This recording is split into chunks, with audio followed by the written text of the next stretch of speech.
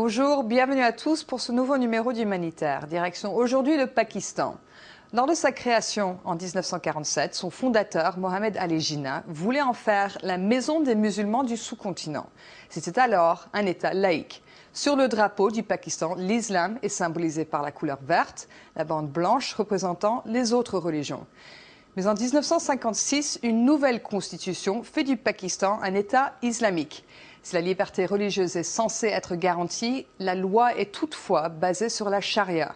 Et blasphémer contre le prophète des musulmans peut valoir à un citoyen plusieurs années de prison. Être chrétien dans un État islamique, une situation peu enviable. Il y a 3 millions de chrétiens au Pakistan. La plupart ont un très faible niveau de vie et sont cantonnés à des emplois subalternes. À Islamabad, ils vivent dans des quartiers pauvres et isolés du reste de la ville. C'est le cas à la colonie française, un quartier où vivent 5000 chrétiens dans des conditions très précaires. Ils souffrent des préjugés attachés à leur communauté, potentiellement consommateurs d'alcool dans un pays où c'est interdit, drogue, prostitution, faible niveau d'éducation. Il y a quelques mois, un mur a été construit autour de la colonie française, isolant encore un peu plus les habitants du reste de la ville. Regardez ce reportage. Islamabad. En ourdou, ville de l'islam. Sa vitrine, la mosquée du roi Faisal, l'une des plus grandes du monde musulman. La jeune capitale du Pakistan a été construite il y a tout juste 50 ans. Et pourtant, au milieu des minarets flambant neufs et des maisons luxueuses, se niche un quartier d'un autre âge. On l'appelle la colonie française, en souvenir de l'ancienne ambassade de France qui se trouvait là. Ici vivent 5000 chrétiens. Sans eau courante, ni électricité, ni ramassage d'ordures. Samung est un jeune chrétien de 19 ans.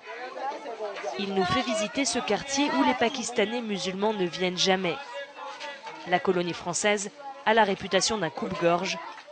Alors Samung met un point d'honneur à bien nous accueillir dans sa famille. Voici ma grand-mère, mon grand-père et ma tante. Parmi les chrétiens, ceux qui travaillent ont souvent des emplois domestiques mal payés. C'est le cas dans la famille de Samung. Mera, sa mère, travaille chez un riche couple musulman. Les musulmans ne nous aiment pas. Ils n'aiment pas qu'on touche aux objets qui leur appartiennent. Moi, je suis femme de ménage chez des musulmans. Je lave par terre, je m'occupe du linge, mais ils ne veulent pas que je fasse la cuisine ou que je touche leur nourriture, parce que je suis chrétienne. La méfiance entre les deux communautés est symbolisée par ce mur qui entoure la colonie. Il a été construit il y a 6 mois. Ici, il est hérissé de tessons de verre. De l'autre côté du quartier, il est d'une hauteur infranchissable. Maintenant, Samung doit faire un long détour pour rentrer chez lui. Quand j'ai vu que des ouvriers commençaient à construire, on est allé les voir pour leur demander d'arrêter. Mais ils nous ont pas écoutés. On pouvait rien faire. Officiellement, ce mur est là pour protéger les chrétiens du dangereux fossé où coule un ruisseau fétide. L'année dernière, 2 enfants y sont tombés. Ils en sont morts. Mais c'est d'autres choses que veulent se protéger les riverains des quartiers riches. Cet homme ne sait pas qu'il est filmé. Comment des gens si pauvres peuvent vivre au cœur d'Islamabad? Ce ne sont pas des gens bien. Ils sont, vous savez, ignorants. Et il y a la mafia aussi. La mafia de la drogue. Ce sont des drogués. Oui, tous. Ils sont tous drogués. Et ce sont des dealers aussi. Vous savez bien, c'est le tiers-monde. Il nous invite à nous rapprocher du mur, un mur que selon lui, personne n'a envie de démolir. Et qui a construit ce mur? Ce sont les propriétaires. Ils habitent ici un peu plus loin. Ce sont des bureaucrates pakistanais, des politiciens.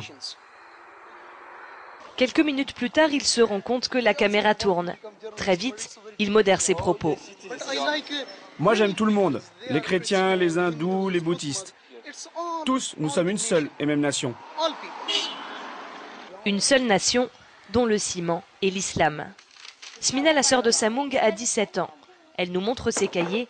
Dans son lycée musulman, la religion est incontournable. C'est mon cahier d'études islamiques.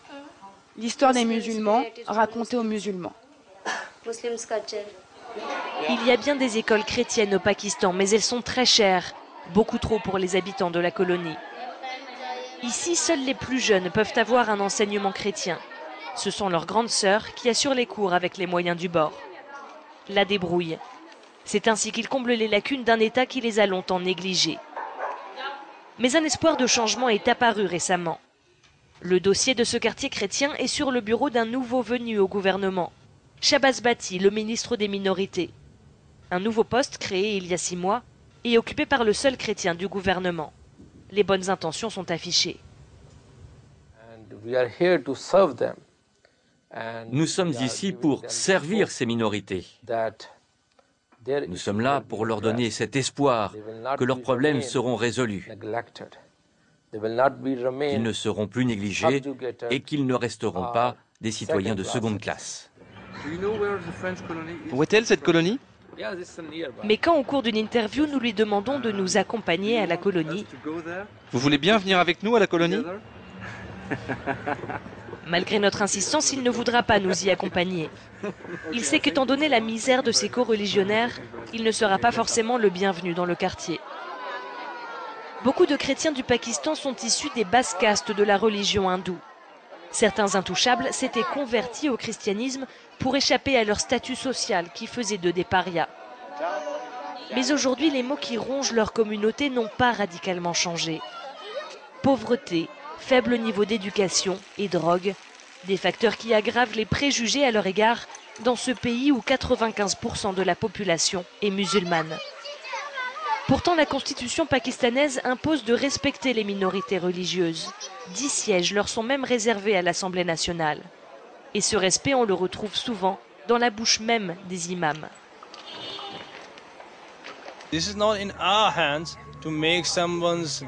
Notre rôle n'est pas de forcer qui que ce soit à devenir musulman. C'est impossible. Seul Allah peut faire ça. Et je vous l'ai dit, ces chrétiens, ce sont nos amis. Ce sont d'abord des êtres humains, ensuite des Pakistanais, et seulement après tout ça, des chrétiens. La tolérance au prix de quelques concessions. C'est l'heure de la prière. Smina, la jeune chrétienne qui nous montrait ses cahiers tout à l'heure, se voile en passant devant la mosquée.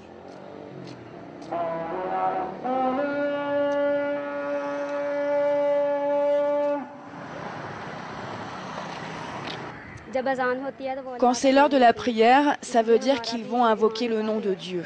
C'est pour ça que je me voile. Je ne subis pas de pression, mais puisqu'ils prient Dieu, je me voile. C'est juste une marque de respect.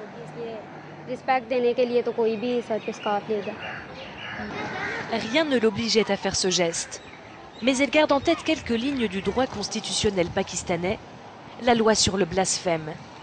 Une loi qui, lorsqu'elle est appliquée, peut conduire des gens en prison pour des gestes en apparence anodins. En 1973, un chrétien aveugle a jeté sans le savoir un Coran à la poubelle. Il a passé 13 ans en prison. Khalil Tahir est un avocat chrétien. Il se bat depuis des années pour faire abroger cette loi sur le blasphème. La loi dit que si quelqu'un voit qui que ce soit dire ou faire quelque chose contre le prophète des musulmans, Mahomet, loué soit son nom, une mauvaise parole, un mauvais geste, intentionnel ou non intentionnel, la sanction sera la mort.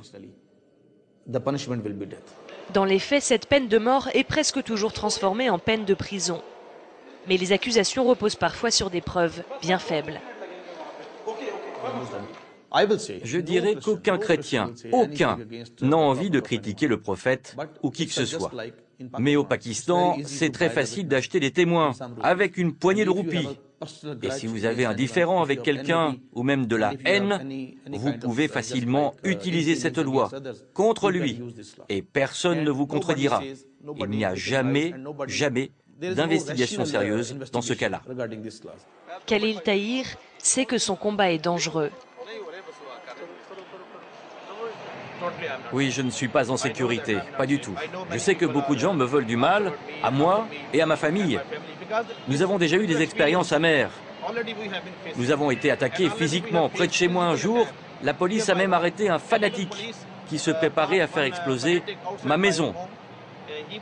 Mais ce fanatique n'a pas été mis en prison et je ne sais pas ce qu'il est devenu. La communauté chrétienne, c'est 2% de la population pakistanaise. Dans un pays de 160 millions d'habitants, ça veut dire près de 3 millions d'individus. Dispersés, manquant de moyens, ils ont du mal à faire entendre leur voix ou à se défendre. Et les habitants du quartier chrétien d'Islamabad savent que le mur qui les sépare de la ville n'est pas près de tomber.